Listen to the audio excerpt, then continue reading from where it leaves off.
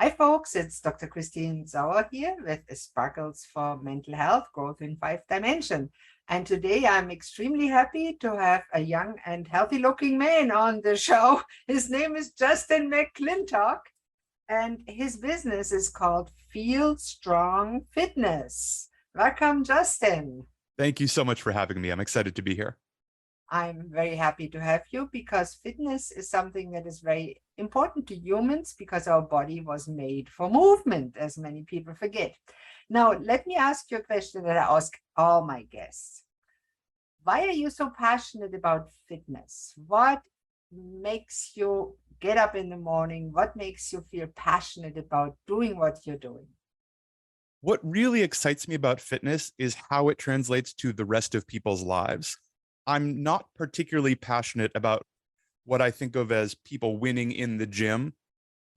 Lifting more weight than you've ever lifted before is fine, but I'm really interested in how that translates to the rest of your life. And seeing that one-to-one continually work for people is really exciting.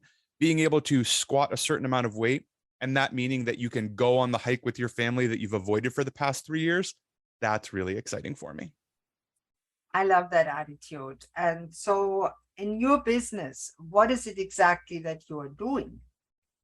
Feel Strong Fitness specializes in creating one-on-one custom solutions for people. And typically, most of our clients are people who've had what they consider significant setbacks.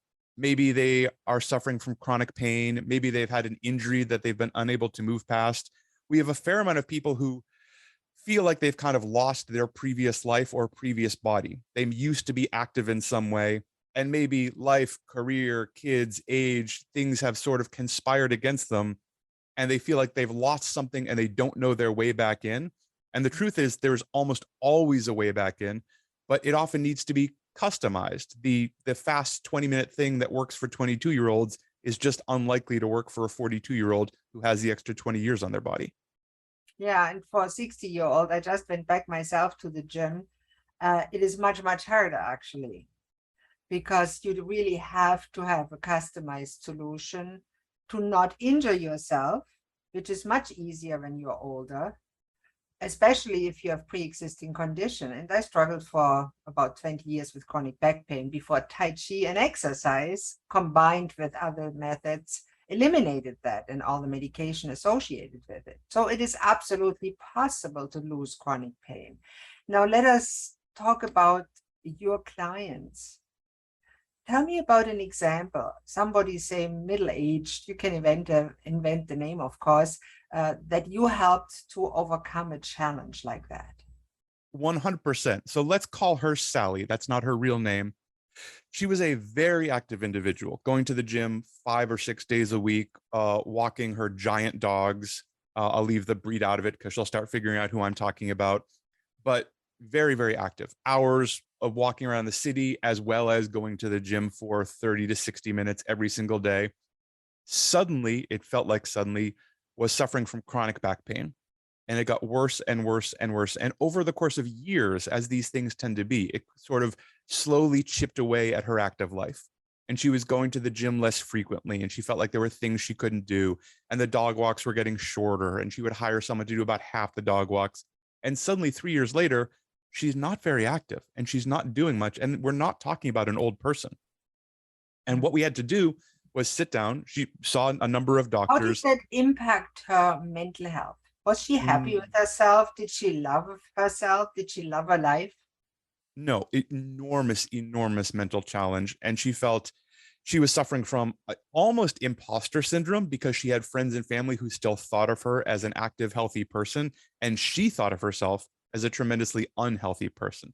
She felt trapped in a body that wouldn't respond the way she wanted to. She felt like she had developed this life that honestly was no longer fulfilling to her. And she didn't see a way forward. She'd seen a number of doctors and specialists who all did what they could do, did exactly their job. But typically, the medical establishment's job is not to get you back walking 2 hours a day. It's to make sure you can get out of bed, clean yourself, feed yourself, do all those activities of daily life. She, like many people, is interested in way more than that. So she was feeling trapped, feeling like she had lost her life in a couple of years. We did literally a 20-minute evaluation. Let's see head to toe how your joints move. Let's do a little bit of walking, a tiny bit of unweighted movement. Oh, this is relatively straightforward. Like, I can guarantee in 6 to 8 weeks, you're going to feel better. Are you going to be 100%? No, that's going to be, it was 3 years to get here. It's going to take a little while, but we can make radical changes with some thoughtful, intentional movement.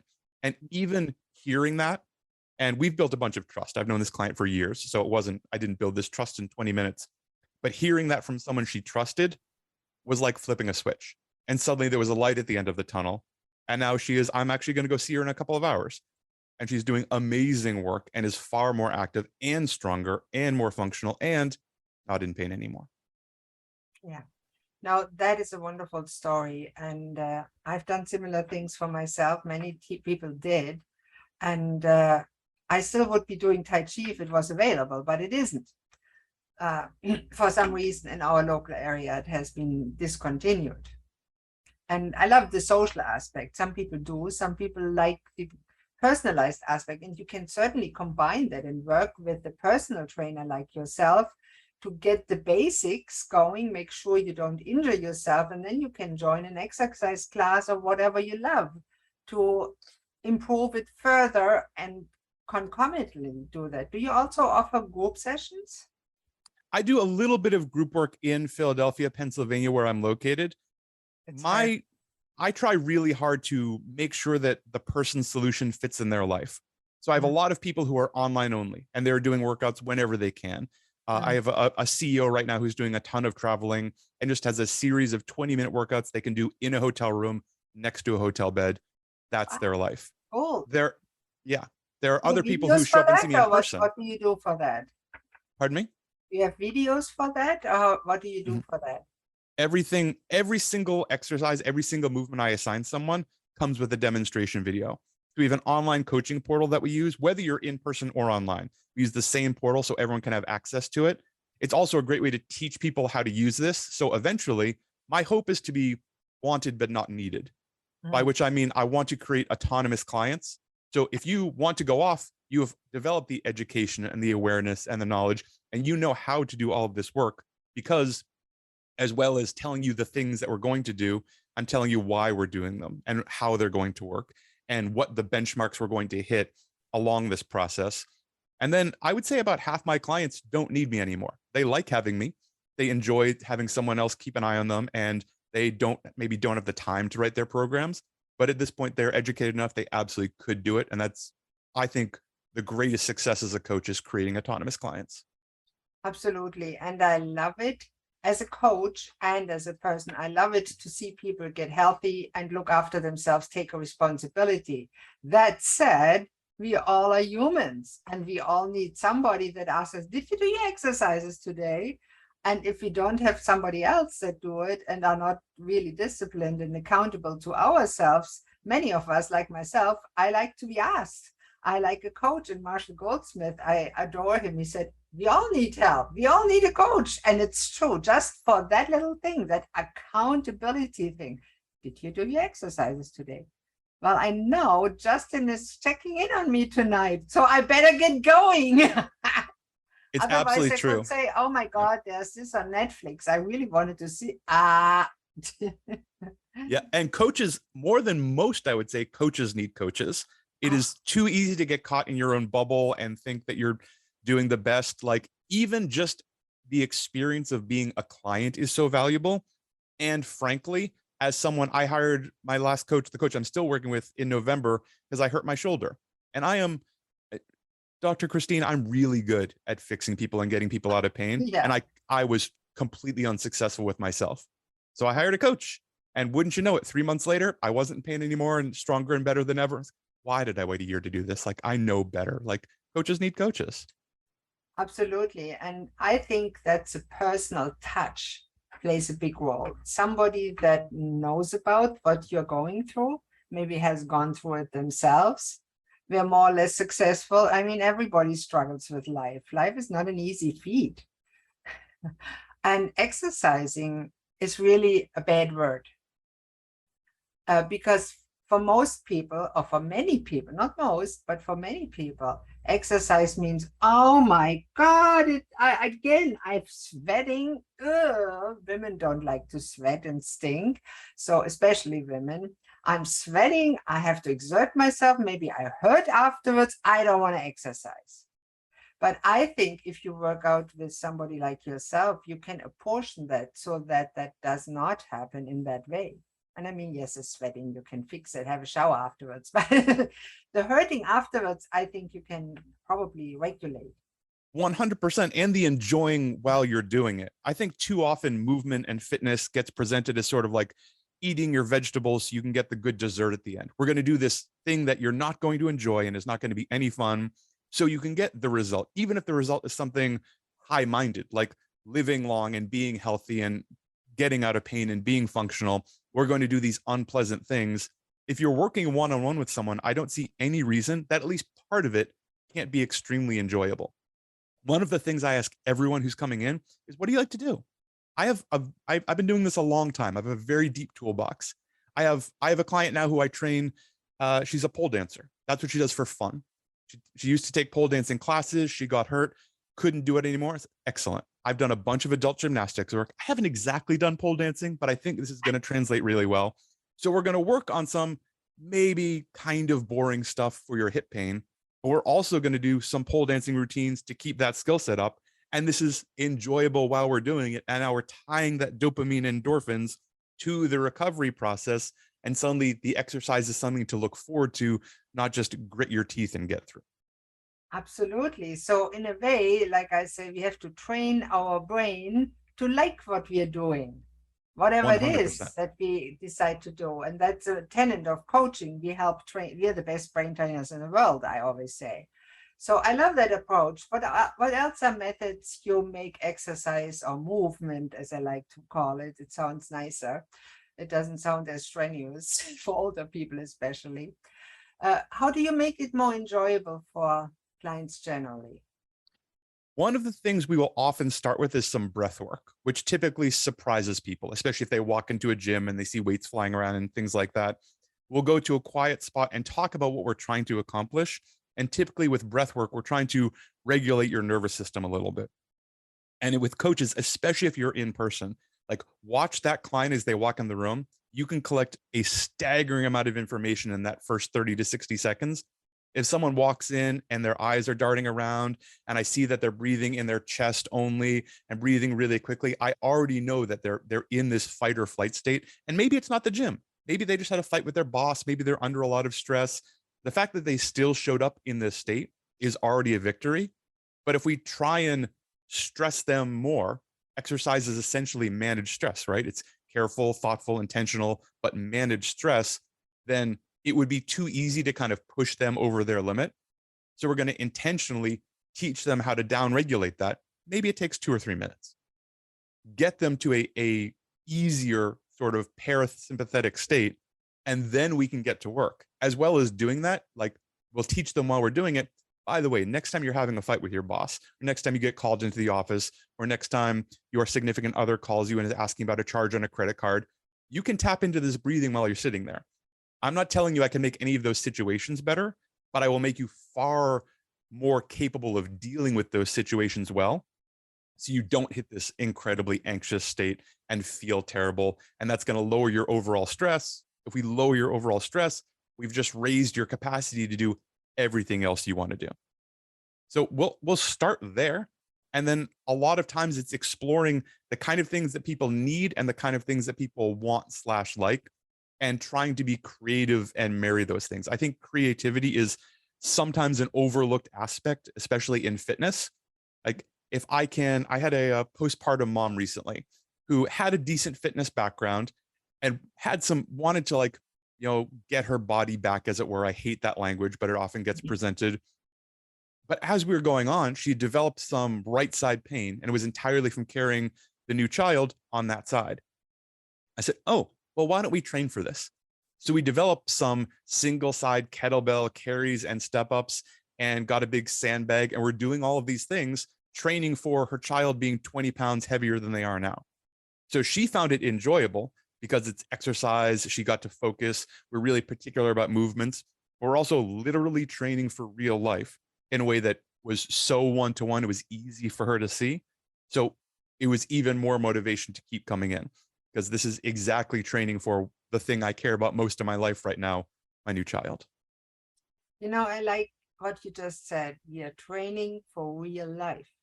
Many people don't think about it. They say, oh, I have to go to the gym because my doctor says exercise is good for you. No, that sets you up to join the gym and then after a month get back out because the success is not right there.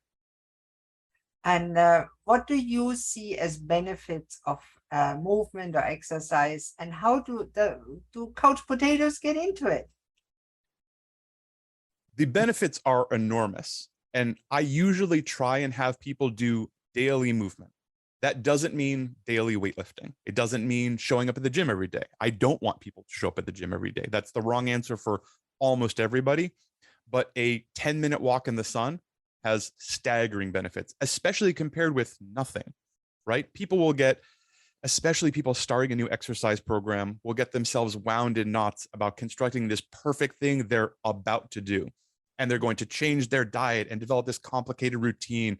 And they hired an expensive coach and they bought some new equipment and they got some new sneakers and they're going to wake up early and they're just stacking and stacking and stacking and stacking. And they haven't even started. What's the smallest increment, especially if you are a sedentary person or a couch potato? What is the smallest increment of movement we could put in your life absolutely every day? And you make it smaller and smaller until it seems laughable. Well, could you take, and this is, of course, if someone's capable of this, could you take 10 steps every day? And people are like, yeah, I do that when I wake up and go to the bathroom in the morning. Oh, great. So we're already there. Okay. So you're already ahead of everyone else. Can we take 15 steps? And you start, and it's a little bit jokey, but you can start expanding this more and more. Like, okay, well, we're actually going to do a 5-minute walk, but it has to be outside every day. No matter what the weather is like, we're going to go outside for 5 minutes. And that sounds easy, but it isn't, because people are going to get busy, or it's going to be cold, or it's going to be snowy, or something is going to happen. You're like, well, I don't want to go out. It's actually like 3 minutes putting clothes on and then but I committed to it. If you can do that for 3 weeks in a row, then we can take it up to 10 minutes. And of course, this scales for people. If you're already going to the gym for 20 minutes 3 times a week, we can slightly upgrade that, but we're not going to go to 6 days a week, 90 minutes. Because like you just said, that's very short-lived and setting yourself up for failure, sometimes in a self-sabotaging way, whether people realize it or not. And you know what I also like? I like the way that you incorporate fun in that process. Like you said, when can you take 10 steps a day? Oh, I do that every morning when I get up to the goal. Oh, you're already there. Yeah. That's a coach speaking. That's awesome, because that makes people laugh and relax, because they say, hey, I'm already doing exercise. It's not something scary out there, big thing, big goal. It's little things, and I can do little things. And that's exactly the principle of habit change. And I love it how your eyes actually sparkle when you say that. And I that love is it. infectious. That is infectious, I tell you. And your clients will see it. And if you watch it as a video, this show, you will see his eyes sparkle. And when you work with him, it will be fun, it will be rewarding, and you will get your goals met. And that's what you want with a coach, isn't it? I think it's really important to build those wins in, especially if people have giant goals. I want to get healthy. I want to get off diabetes medication. My back is hurt for 10 years. I want my back to not hurt anymore. We're not going to fix this in 2 weeks. Exactly. Yeah. However, we at the beginning, we talked about like evaluating the individual. Who are you right today? Let's take a picture of this and we'll do some tests. Maybe it's stepping, maybe it's lifting something over your head. Let's test that. And for the next 6 weeks, we're going to do variations of it. Things in and around it, kind of like that. 6 weeks later, we're going to come back and test it again. And if I've done my job right, it's going to be better. It's going to look better. It's going to feel better. You'll do more reps or more weight. So you can see 6 weeks is both a long time and not a long time, right? You've been putting the work in, but you can see these results, because getting you off your diabetes medication, I know, is going to take longer than 6 weeks. But if we can build in these wins where you can see them, ideally every day, and then across these sort of like mini cycles, as I think of them, then it's so much easier to see that you are making progress and you do have results. Losing 50 pounds is hard. Feeling better and realizing you can walk up the stairs without pain all of a sudden, it's like, oh, that's this is progress. And finding those wins in all of the different ways they can be wins, quality, rest, recovery, energy, less fatigue, all of that stuff, I think is really, really important for people.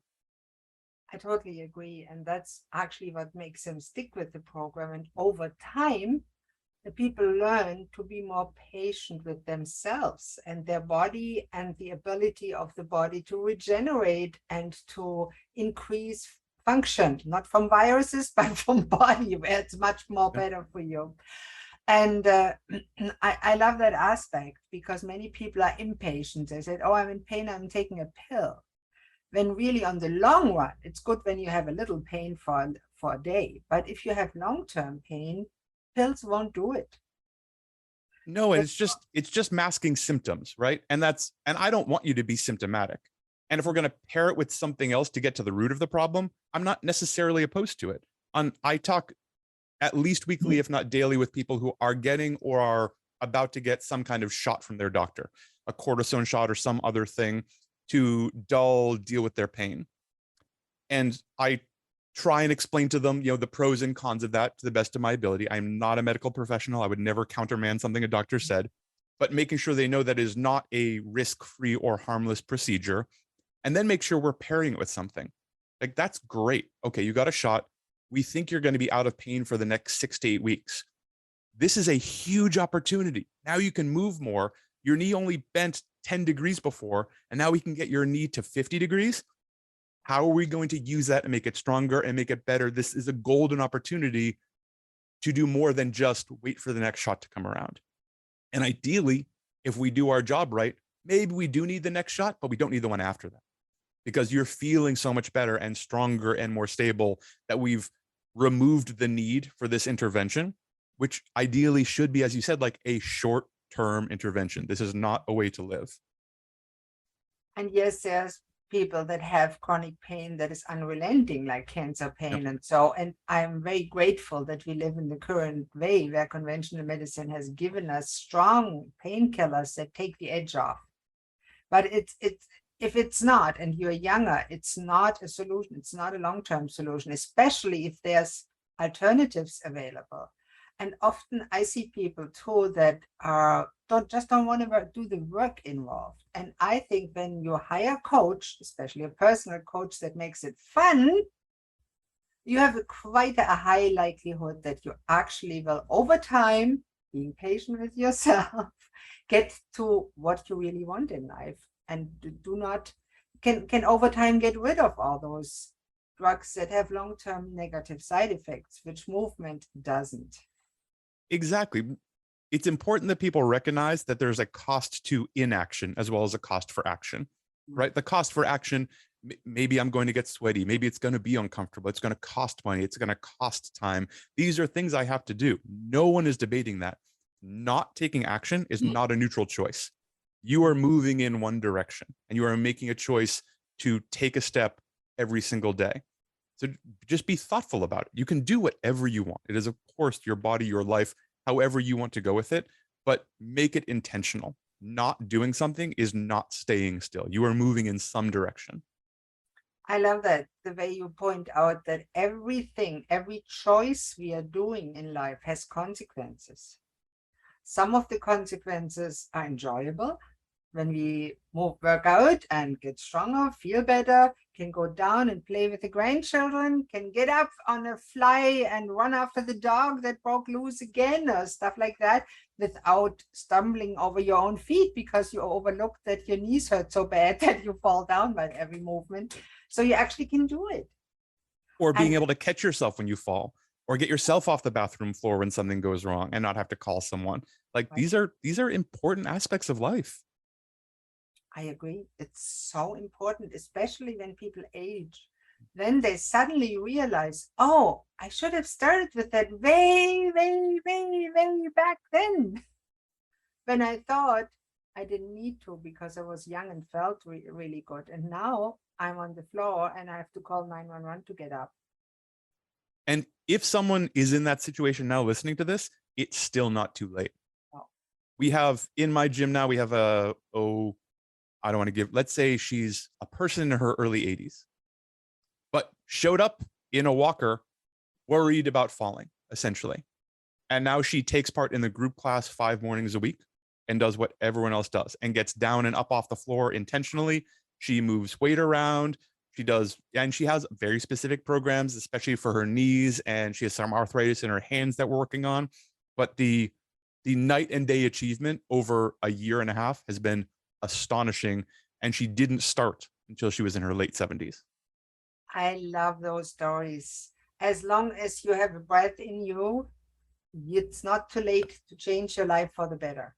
In There's what always a way way? forward. Yeah, always a way forward. And whether it involves exercise, fitness, losing weight, whatever you need to do, get well, start today, not yesterday. Don't wait till the 1st of January. Bad idea, because happiness is not next year. Happiness starts now. I love that.